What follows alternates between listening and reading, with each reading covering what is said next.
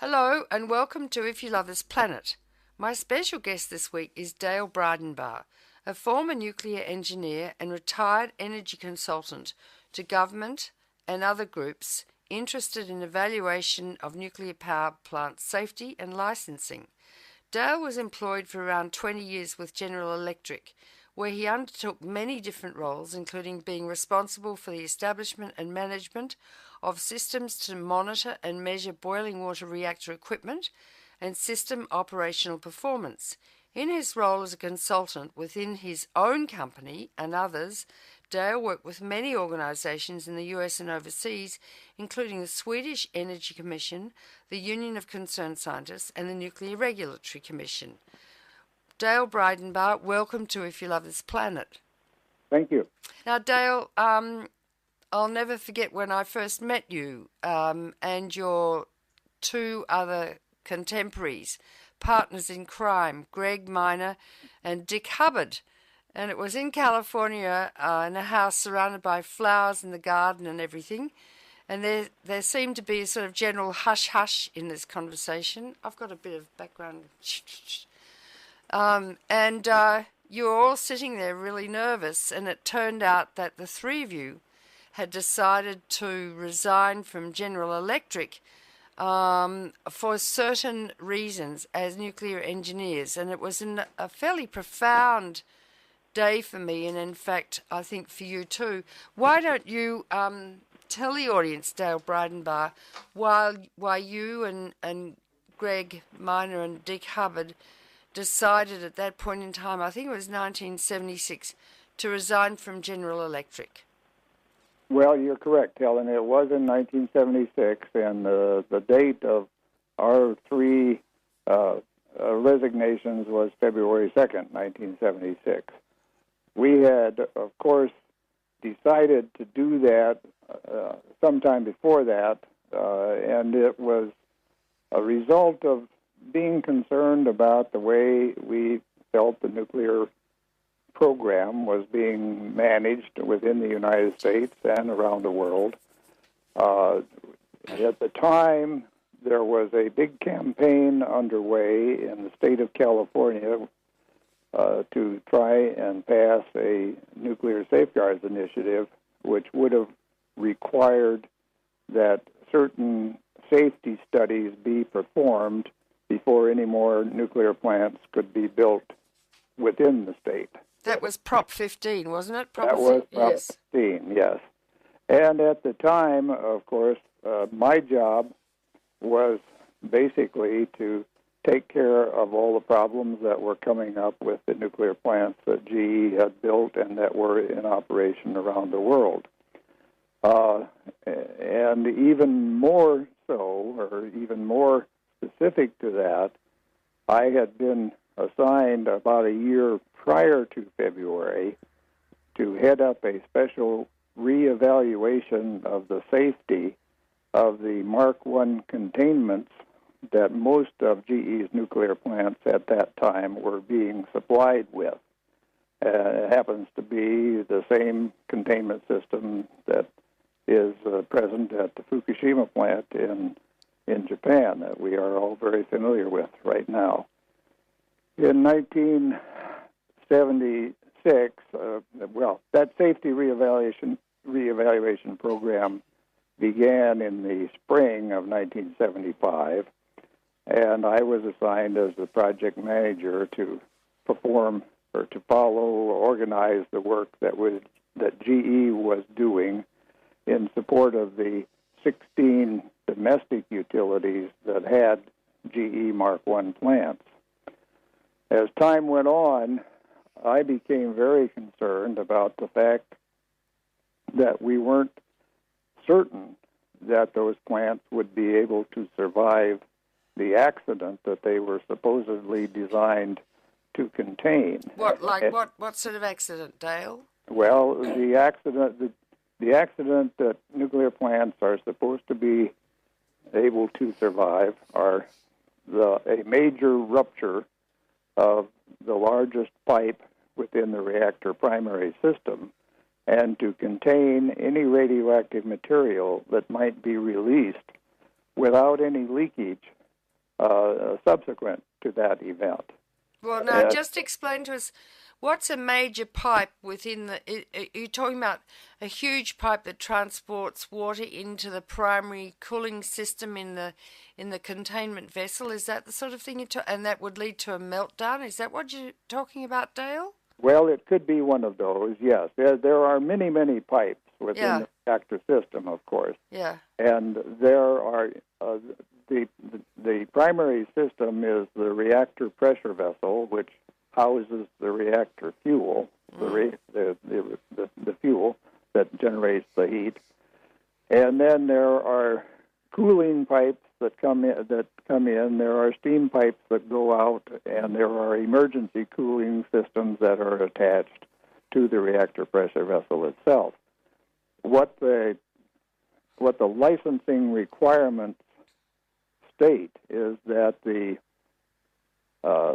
system should be designed to be able to withstand a break in the largest pipe that is attached to the reactor pressure vessel.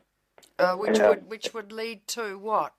I mean, what ramifications would that have? Well, what ramifications that would have is that the system would be isolated. Hopefully, all the valves would close, but the cooling water for the reactor fuel and the steam that is being generated by that hot nuclear fuel would escape from the reactor pressure vessel, and it would be necessary, or theoretically, what would happen is that the containment system that surrounds the reactor pressure vessel and the piping would be able to contain all of that energy, steam, and radioactive material and not let anything get out. The problem that arose in 1975 is it became knowledge that the systems that had been designed for the Mark I's and the Mark II's plants had not taken into account what is called hydrodynamic loads, which is a term for forces that could be exerted upon the containment system that could cause it to rupture and release radioactive material. Like vibration and stuff like that? That's correct, yes. Yeah. Like vibratory forces resulting from the rapid discharge of steam into pools of water. Yeah. So anyway, that is what I was doing in 1975 and 76. And did you have confidence that in fact these Mark I containment vessels would be able to withstand such a situation, Dale? No, we did not have confidence. Why? Because they hadn't been designed to withstand that. Oh my God. Well, why weren't they designed to withstand that if that was the sort of the general standard and criteria for, having a major accident? Well, it was a design error or a shortcoming or something that was overlooked. Did someone forget? Well, yeah, I guess it's even more important than somebody forgot. What they did do is they said that they looked at how much energy is contained within the primary reactor system. Of 100 tons of fuel. Oh, yeah. Yeah. And all the water. Yeah. And water at roughly 600 degrees Fahrenheit and 1,000 pounds per square inch. Yeah. And what they did is they designed the containment to be able to contain the energy that would be released that's contained in that liquid. Mm-hmm. But they didn't take into account the dynamic effects, the pressure vibrations that would result when that energy was being released. Well, so I suppose you made a fuss about that and made reports and stuff. Did they fix it? Well, what happened is it came to light because General Electric was performing tests at a test facility in San Jose on the next containment version, which was called the Mark III. Mm-hmm. And in the process of performing those tests, they had pretty good instrumentation on the test facility, and they noticed, or they became aware very rapidly of these dynamic loads, these vibratory forces. Yeah. And the Nuclear Regulatory Commission was being advised of the ongoing tests. And in 1975, finally, the NRC sent letters to all of the 16 U.S. utilities in the United States and said, how about it? How about these vibratory forces that we've seen at the Mark III test facility? Were those taken into account and designed for in the Mark I plant that's you're operating? That's interesting. And so, what happened? And the utilities came to GE and said, well, tell us that they were so that we can get the NRC off our back. Mm-hmm. And GE said, well, in fact, they weren't. Oh, my God. Oh, my God. So then what happened?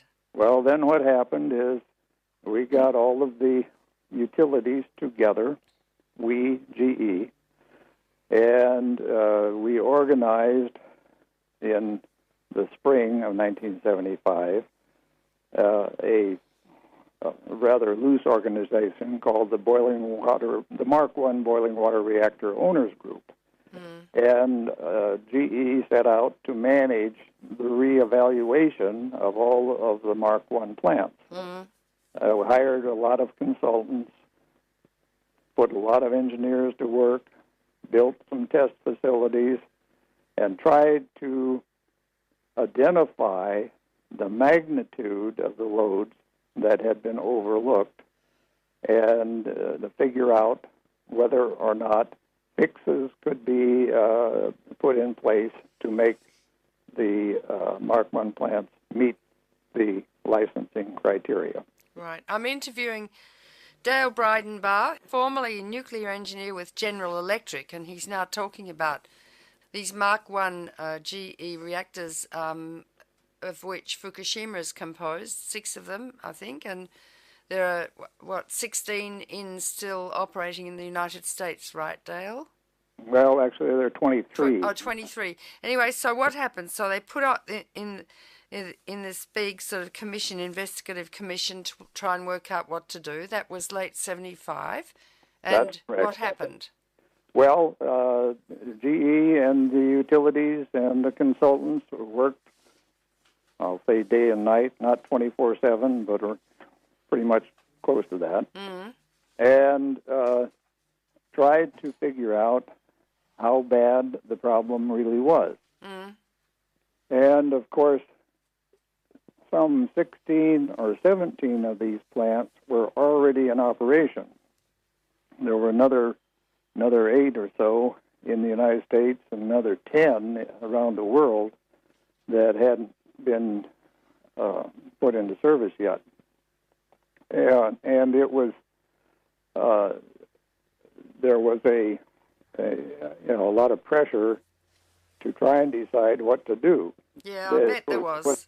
It was obvious that they no longer met the licensing criteria. Yeah. They were not technically safe to operate, and there was pressure to keep them running, and there, of course, was pressure to shut them down. Right. But there was more pressure to keep them running, because I went to my boss one night in January of 1976, and I said, we got some real problems here. Some of these plants, the numbers that we're getting could have a complete rupture of the primary system, loss of emergency cooling water, if the numbers that we are generating right now are correct. Yeah. We need to convince, or we need to tell the NRC that if we find in the very near future that these numbers are correct, we got to shut these plants down. And my boss said to me, well, it can't be that bad, Dale, and besides, if we had to shut these plants down at this point in time, it could be the end of GE's nuclear business. Oh my God, that makes my blood turn cold. So, what then happened? So, well, the approach that was used was GE convinced the NRC that the probability of a major rupture of the primary system was very low, and therefore the plants could continue to operate. Well, the reevaluation was performed, and then eventually the fixes would be applied, and the NRC bought that. So did they ever put any fixes over time? Yes, they did, yes. I quit in February of '76. Why? Because I didn't think that was the right way to approach it. I thought, we didn't know they were safe, and they shouldn't have been running. Yeah. The thing that happened, of course, was I quit, and the program went on in '76. In 1980 or thereabouts, some 2 years later, they got the NRC's approval with the load definitions that were finally developed. What that means is they knew how strong the forces could be that they had to design to meet. Yes. And then some 5 or 6 years later, all of the Mark I plants eventually got fixes applied to them. How did they fix them? Did they make the steel thicker or the concrete thicker, or did they reinforce the containment vessel? Basically what they did is they it was different for different plants because they weren't all exactly identical. They were all identical concepts, but they had been designed by different people. They reinforced the steel structures. They put in anchor bolts and tried to tie everything down. They put in jet force deflectors inside of the containment. They put in mufflers to reduce the vibratory forces that could be experienced. There were some 15 or 20 different fixes that had to be implemented, all of which, of course, had to be implemented during a shutdown, during an outage. They couldn't do it during the plant was in operation. Mm. And were you satisfied those fixes were adequate, Dale? Well, I don't know, because I wasn't there anymore. But you must have analyzed them in your then current situation as a consultant. Well, I thought they were pretty safe. Now, was I happy with it? No. Was I happy with the containment system itself, the Mark I containment system itself? No, because the development of the Mark I came out of the competitive pressures to make a plant that was less expensive to build, and the pressure suppression system, which is used in all of the GE boiling water reactors, was a way in which the size of the containment vessels could be kept to a minimum. In the Mark I, they are absolutely kept to a minimum, and what results is you have a very tight containment with very little room for error in case they made a mistake in the safety analysis. It also makes them difficult to maintain, to perform maintenance on. They're really tight. It's hard to get people in there, and the radiation levels are high. They're very small. Yep. Yeah. Well, I'm interviewing Dale Bridenbaugh, formerly employed by General Electric, on these Mark I GE designed reactors. Now, Dale, when did they build the Mark I GE reactors at Fukushima? Well, I don't know exactly what year construction was started. Unit 1 was built by Unit 1 was a General Electric project, and it went into service, commercial service, I believe, in 1971. Typically, in Japan, they were taking 4 to 5 years to build a nuclear plant at that time. So, they started in 1965, 66, something like that. I visited the Fukushima plant in either 1970 or 71. I was not there for a long period of time, but in the job that I was doing as manager of product service at the time, it was my job to be to manage the organization, the engineers that would deal with the TEPCO after the plant went into service, and if they had any problems, to provide technical support to them. And so, were there problems, and how did you feel about it? Well, in 1971, they had just gone into service. I don't recall of any particular problems that they had that were different from the problems that any complicated thing like a nuclear plant has during startup. And then shortly after 1971, General Electric reorganized things, and I no longer had responsibility for international plants.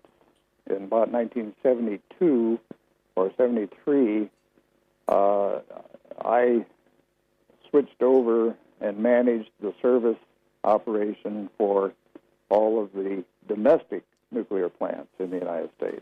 So I didn't have direct contact with the Fukushima plant. But they continued to build 5 more, right? That's correct.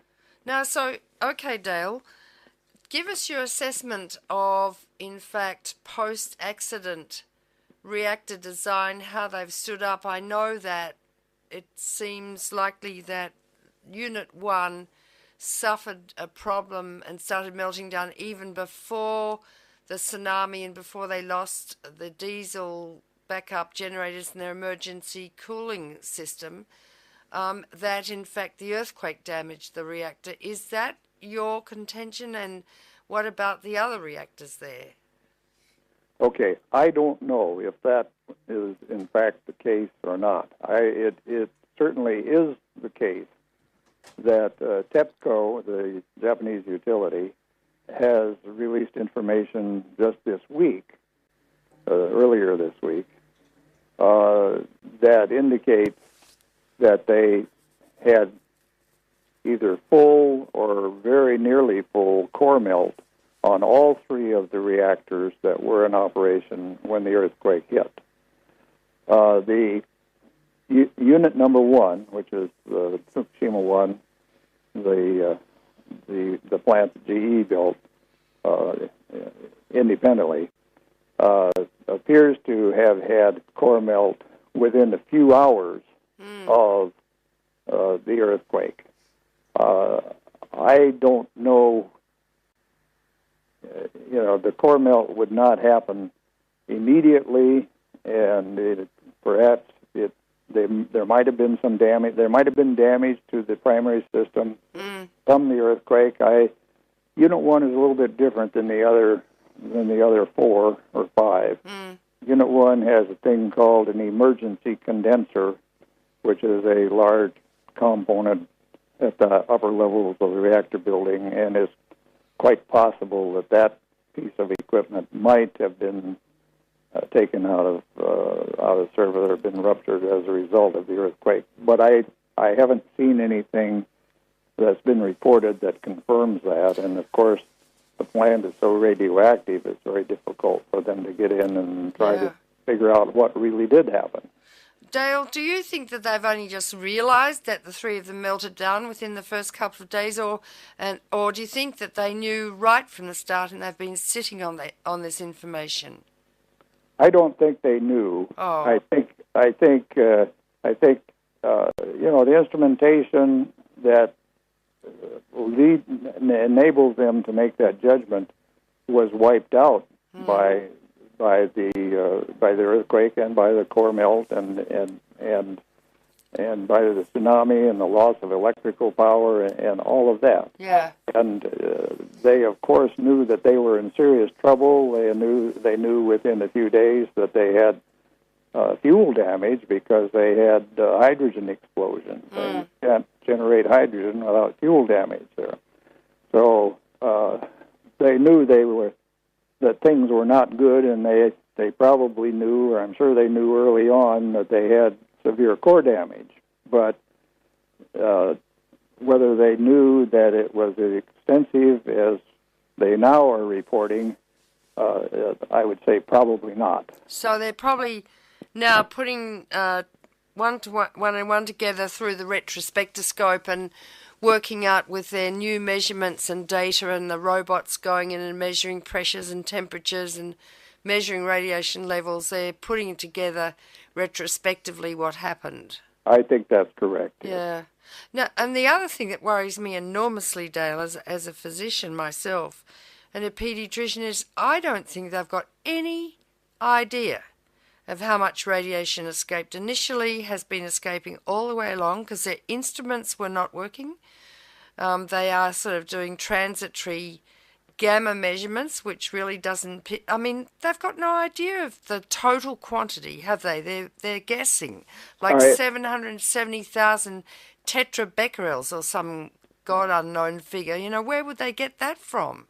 Yeah, well, I don't know. I'm not a health physicist kind of a person, not a radiochemist, but they are certainly lacking instrumentation to be able to tell them exactly what went on. Yeah. I just saw today on the internet a interview with Arnie Gunderson. I know you know him, but yes. Anyway, he was talking with John King of CNN about hot particles and expressing a lot of concern about particles that are released that are too small to really measure with the normal radiation monitoring equipment, but that which float around and can get into the human body and cause serious damage eventually. Yeah, there was a wonderful doctor called Dr. John Goffman who actually was employed by the Atomic Energy Commission way back and helped with Glenn Seaborg discover plutonium.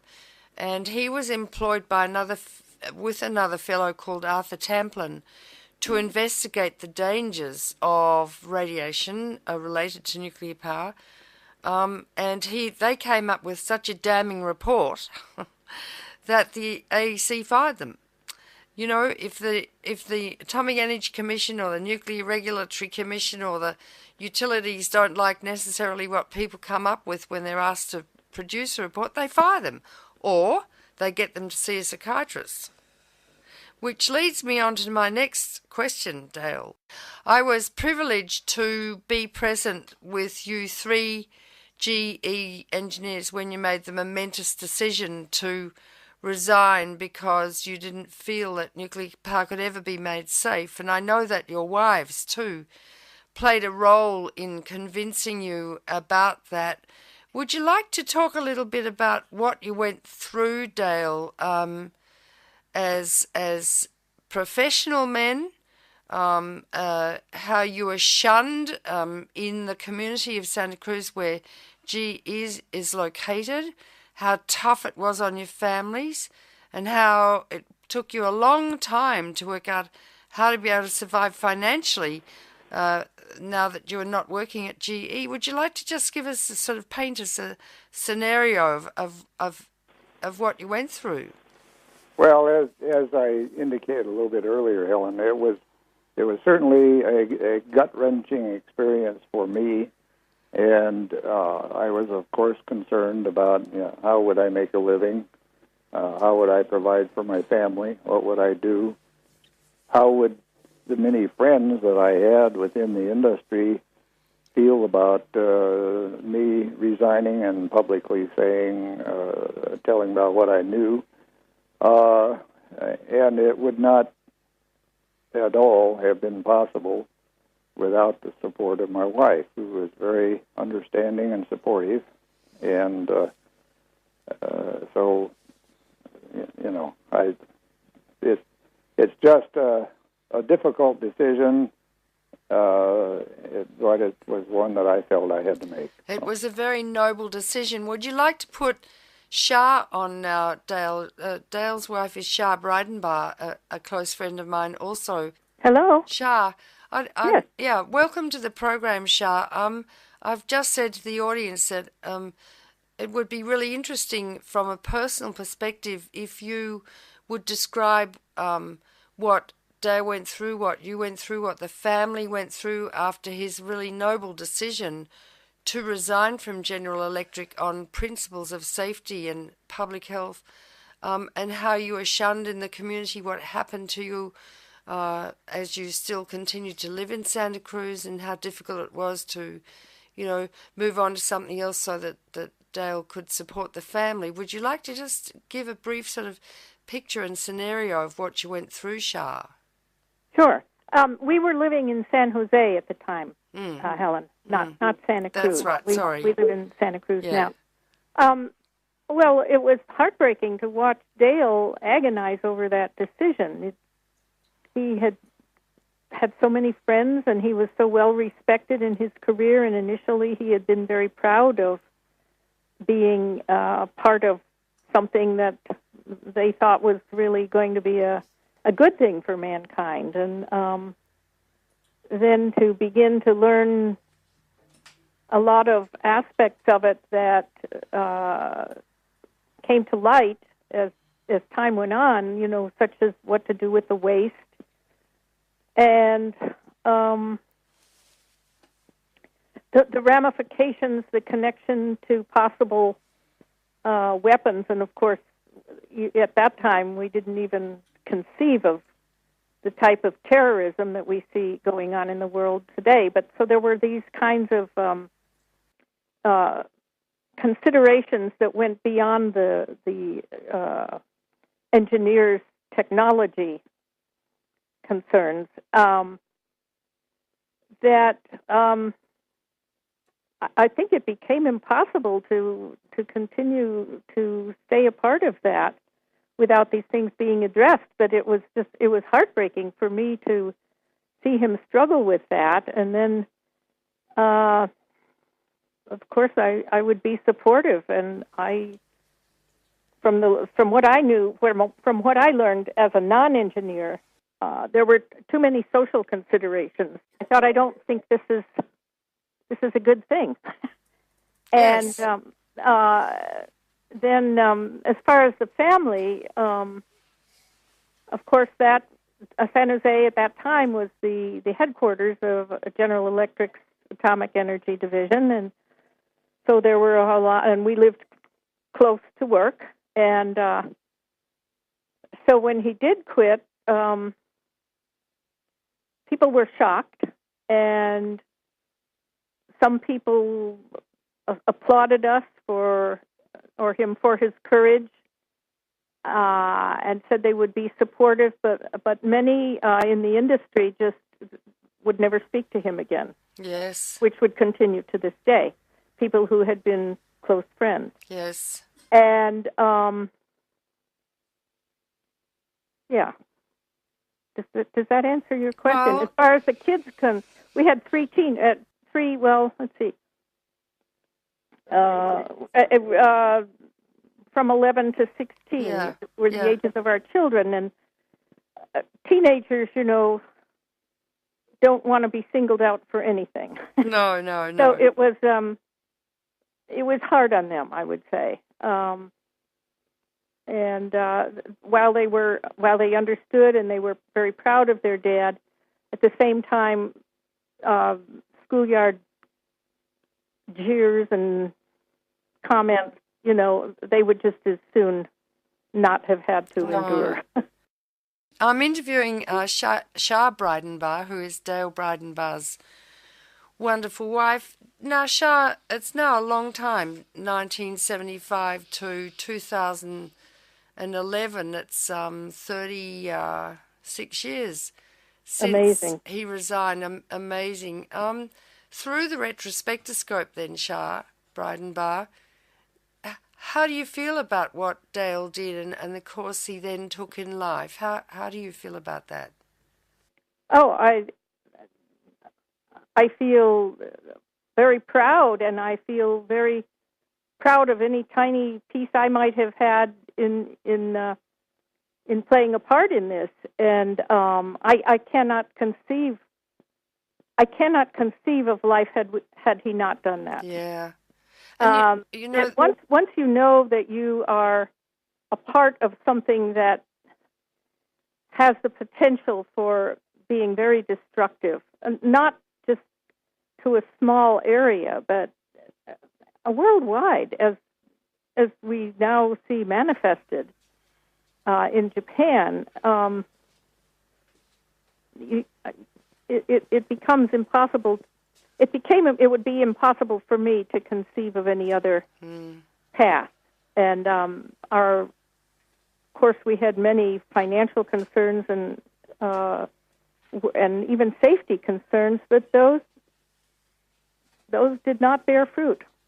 No. And we've been, I would say, life has been personally blessed by that decision and the experiences that Dale especially has had, but I've shared some of those with him and people we've met who I think are just people who are, I want to say, right-minded. And,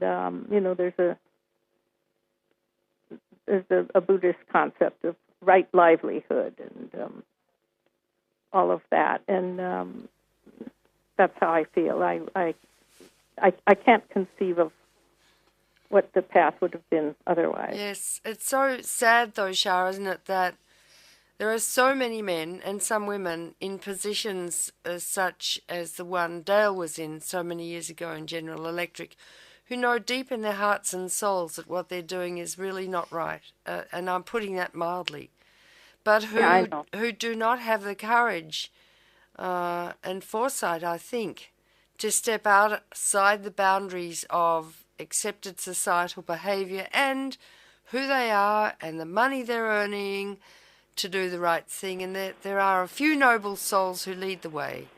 And, of course, Dale was one of them. So for that, I salute both of you, actually, knowing both of you. Yeah, well, it's nice to hear your voice after so many years. Yeah. Could you put Dale back now, please? Absolutely. And thank you very much. Hello. Hello, Dale. I'm back. That was great. Now, I've got some more questions for you. I read this morning about the PLC program. It's a Program Logic Controller, PLC, and it is put in many nuclear reactors now. In other words, they're computerizing many of the reactors, and when you designed reactors, there were no computers involved, right, Dale? Well, there were computers. Oh, there were. There were computers. Oh, yeah, but not like they are used today. Yeah. Well, what people are talking about now is this Stuxnet virus, which people think was designed by the Israelis to screw up the Iranian enrichment facilities, their centrifuges. In Iran. Yeah, that's right. Yeah, okay. And the article that I read today went on to say that, in fact, like the Stuxnet virus that was so successful, it's spelled Stuxnet, so that there are other very smart, intelligent, often young men who can design such viruses to get into to components such as nuclear power plants. Would you like to comment about that, Dale? Is that possible? Well, I can comment on it. I'm sure that that's possible, and I actually know more about it than you do, because I only know what I read in the papers too. Yeah. I'm not a computer engineer, but of course the concept that you're talking about is something that I'm sure, or I know the U.S. Defense Department is very much concerned about. We're talking about cyber wars, and that's something that I'm sure there are some terrorists who would be trying to figure out how to do that, to cause some severe disruption, damage, whatever. Well, it may not be terrorists. I mean, it can be young geeks who love experimenting and playing around with this stuff. It doesn't necessarily have to be terrorists, Dale. Well, no, that's true. Yeah. Although what I've recently read about it is that I think it is more extensive, or that there are. I don't think it's just the ordinary hackers that are doing it. I think it is done with an intent to cause harm. So. Well, yeah, but you can't necessarily prove that. And I think No. In this day and age of computers and incredible high-tech IT, anything's possible. Now, there's another point I wanted to move on. I read today that there are 105,000 tons of highly contaminated water in Unit 1 at Fukushima. Okay, I don't know the number, but I know they've got a lot of it. Yes. And Arnie Gunderson, the other nuclear engineer who I've interviewed for this program and who you know, yes. He says that the structure of the whole nuclear reactor buildings and containment vessel has been severely weakened by all this water they've been pouring in, tons and thousands of tons of water. Would you like to comment on that, Dale Bridenbaugh? Well, I think that's certainly a good possibility. The reactor building, that water is of course in a lot of different places in the Daiichi plant, and I'm sure there is a whole lot of it in the bottom of the reactor building. We know that there's a lot of it in the basement of the turbine building, which is a different structure. And the fact that water is there is, of course, one of the reasons that the plant got in such severe trouble in the first place, because all of the electrical switchgear that controls the emergency cooling and the normal cooling is pretty much located in the basement of the turbine building. And so that seawater, which was brought in there by the tsunami, wiped out the normal electrical systems. But of course, the plant operator, TEPCO, in order to try and prevent fuel melt, core melt of the reactor, they've been pumping tons and tons and tons of seawater into the reactor, or into the reactor building, and some into the reactor core, some in spent fuel pools, and that water is radioactively contaminated. And I'm sure there is a lot of it building up in the basement of the reactor building, the turbine building, and of course a lot of it has already leaked out to sea. Yeah, it's so serious. Okay, Dale, let's move on to some sort of higher philosophical plane. Just from your experience in the nuclear industry, working both within the industry and without for so long, what is your prognosis now for the whole nuclear power industry post-Fukushima? Well, I'm sure that what's happening, of course, is there is a lot of pressure in the United States for the NRC to take a careful look at all of the Mark I plants and to see if what lessons should be learned from the Fukushima accident. And what that means for the U.S. plants. There are, of course, another 10 or 15 Mark I plants in other parts of the world. There's another 10 or so, 6 or 8, I don't have the exact numbers, somewhere between 6 and 10 in Japan. There are 4 or 5 in Germany. There's a couple in Switzerland. There's 1 or 2 in Spain. All of those plants are going to be looked at closely, I hope, and see if what happened at Fukushima is possible to happen at the other plants, and hopefully it will take them less than 6 to 10 years to figure out what to do. The thing that's kind of interesting in the United States is that most of the Mark I plants are up for license extension review, because most of them are now reaching the end of their normal license life. And I was listening briefly this morning to a proceeding going on in Washington, D.C. before the NRC, at which they were talking about license extensions and what should be done.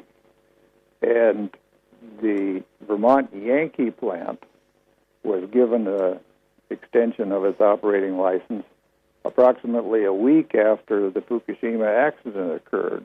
By the NRC. By the NRC, yeah. Right. Without any Unbelievable. without any consideration of what the Fukushima accident might mean to the ongoing operation of Vermont Yankee. And in fact, I think they approved an increase in the license in the operating limit too, the power output. So I don't know what's going to happen. I can see the handwriting on the wall. What the industry position is going to be is that what happened at Fukushima is a result of a earthquake that was far beyond what the plant was supposed to be designed to withstand, a tsunami that was much higher than what the plant was supposed to be designed to withstand, and therefore that can't happen at any of the Mark I plants in the United States or Europe or Spain or any place else. What Japan is going to do is maybe a little bit more questionable, because all of the Mark I plants in Japan are, of course, in a very active seismic area. They're all basically ocean-cooled, and so they've got they can't hide behind that particular excuse. But I don't know what's going to happen. I'm sure there's going to be a lot of pressure to keep those plants in operation because they need the electrical power. We're terrified of what global warming might result. I don't know if you've been reading the weather reports in the United States. I have. Yep. Hotter than hell all over the United States, and so there's going to be a lot of pressure to keep the nuclear plants running. Well, I think that no one bloody well should be using air conditioners in the United States. Maybe Houston, where it's so awful and hot and humid, but you know, people have forgotten what sweat glands are for. And sweat glands are so that when you sweat and the sweat evaporates, it takes heat with it, and it's called the latent period of vaporization. It cools you down. You know, before we had electricity, there were no air conditioners. And I can't help, when I go to America, I absolutely boil in the summer. I mean, everyone wears T-shirts inside when it's snowing and freezing outside, instead of putting on layered clothing and jumpers and sweaters. And in the summer, you go into a theatre or any public building, it's so cold it's like being in a refrigerator. I think the whole thing's nuts. Well, I agree with you. And I grew up in South Dakota, where it was very hot in the summer and very cold in the winter, and we had stoves, but we didn't have any air conditioning. There you go. See, and we've become spoilt, soft like jellos, wanting to maintain ourselves at the same temperature the whole year. I mean, that's not our entitlement now when you look at what's happening to the weather. And the other thing I would like to say, Dale Bridenbaugh, is that I predict through my crystal ball that Fukushima will signal the end over time of the nuclear power industry. And what I'm hoping is that it will have ongoing ramifications to impinge upon the wicked nuclear weapons industry, which is giving, Obama's going to give it a shot of $85 billion extra dollars in the arm to build 3 new huge facilities to make new nuclear weapons. So the whole thing, from my perspective, is totally insane and becomes more psychotic by the minute. Well, I agree with you, Helen. I fully agree. Let me put in one little pitch, which I assume you are aware of. But, the U.S. Department of Energy has undertaken a program to try and get the U.S. power reactor industry to use some of the recycled plutonium from out of date nuclear weapons to burn up some of the plutonium in power plants, and I think that is the most ridiculous thing that I have heard. Well, they had some of it in Unit 3 at Fukushima. Yes, they did. Not from weapons, but No. they had plutonium there. Yeah. Ox fuel. Yeah. Yeah, things are so, I don't know. I've always said it's going to take a major meltdown, Dale, to... Well, we've had 3 of them. We've had 3 of them now, let alone the cooling pools. You mean, 4 cooling pools going as well. So, and I think, well, from my reading, Dale, there's been such a cover-up in Japan, both from the government, from TEPCO, and then the International Atomic Energy Agency had the gall to step in the other day and say that TEPCO's behaved in a, what was the word? I can't think of the adjective, but in an extraordinarily responsible fashion. So even they are lying. I mean, it's really, Dale, the lies that get to me from the nuclear industry more than anything. If we lied in medicine, we'd be deregistered. We'd be killing our patients. There's no way you would have lied in your work, yet the industry per se lies. Well, I can't disagree with you. I know you wouldn't rave on like this the way I'm raving on, but at least you know me well enough to know that I do rave on, and also that, unfortunately, I'm often right, which is also a pain in the neck. Anyway, we're all getting older. I'm now 73 nearly, and I got involved in this actually when I was flown out by you people to California when you were making your decision to leave GE to work on Proposition 15, which was to essentially close down the reactors in California. Yes, and of course Prop 15 sort of succeeded in California. I mean, it was defeated at the election, but the legislature passed laws just before the election that basically enacted almost everything that Prop 15 required. That was great. There hasn't been a new nuclear plant in California since then. No, and I think they're well on the way to closing now Diablo Canyon and San Onofre, which are both built on or very close to earthquake faults themselves. Right. Yeah, and I think that's a very likely result of the Fukushima accident. Let's hope so. Well, we've run out of time, Dale and Shah. It's been an absolute pleasure to interview you on this program, and I hope everyone listening takes a leaf out of Dale's book and does the right thing for the human race and for their own moral conscience. If that happened, we'd probably be able to save the planet. Anyway, Dale, thank you very, very much. Well, you're very welcome. Thank you for having me on, Helen. Okay, I look forward to seeing you again one of these days. Yeah, I'm going to come and stay with you. You have a hot tub, right? I do. Oh, yeah, well, I imagine Unfortunately, it's cooled by Diablo, or heated by Diablo. Oh, Dale, you don't say. Why not solar? Well, anyway, I'm going to sit in your hot tub and drink red wine with you. Okay, all right, Okay. that's the deal. Okay, thanks, love. Bye-bye. My guest today on If You Love This Planet was Dale Bridenbaugh, a former nuclear engineer and retired energy consultant in the area of nuclear plant safety and licensing.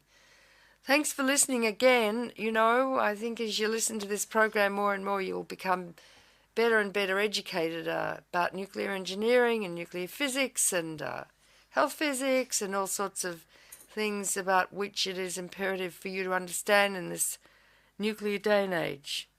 Okay, we'll see you next time. No, we'll talk with you next time. Bye for now.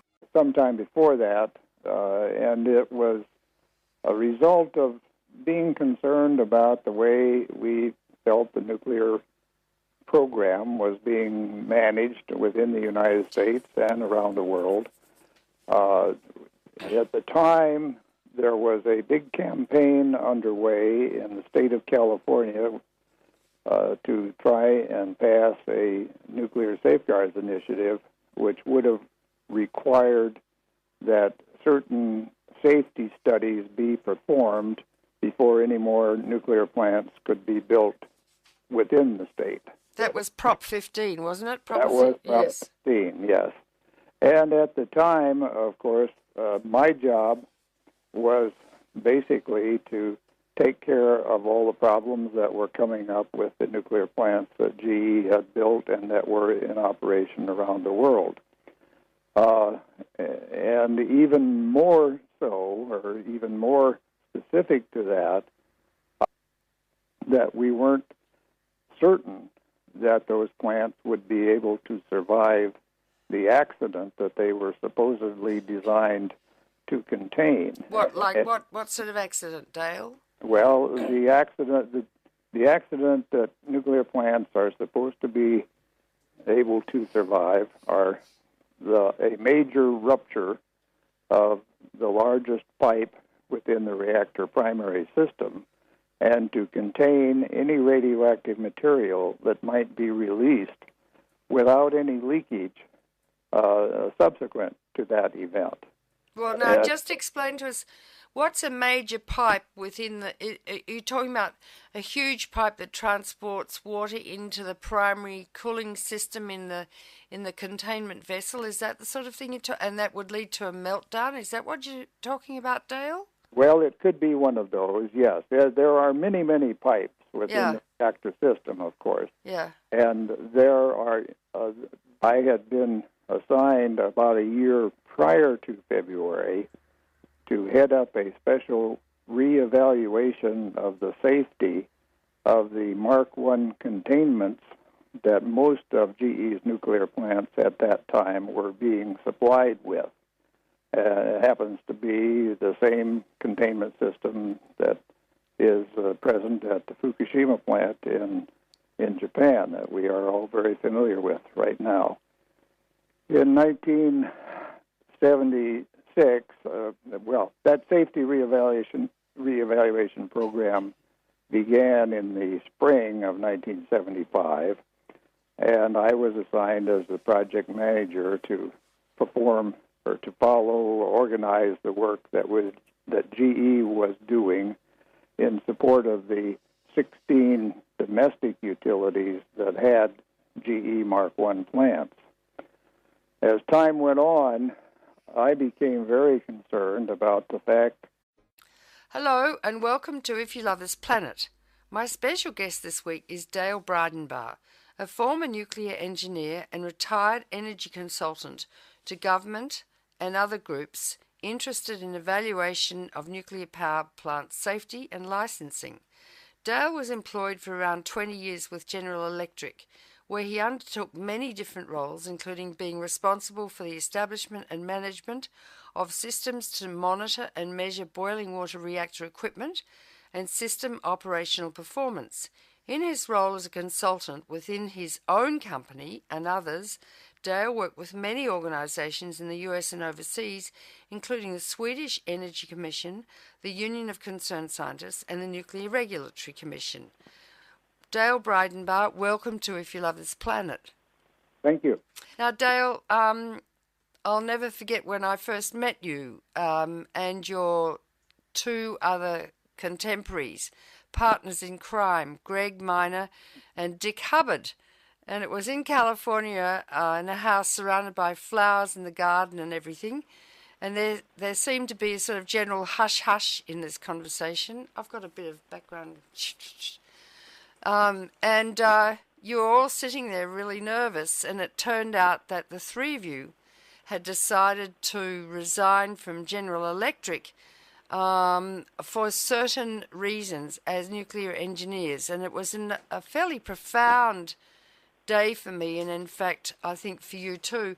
Why don't you tell the audience, Dale Bridenbaugh, why you and Greg Miner and Dick Hubbard decided at that point in time, I think it was 1976, to resign from General Electric?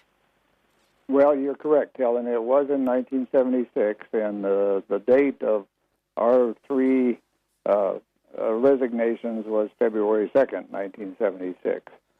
We had, of course, decided to do that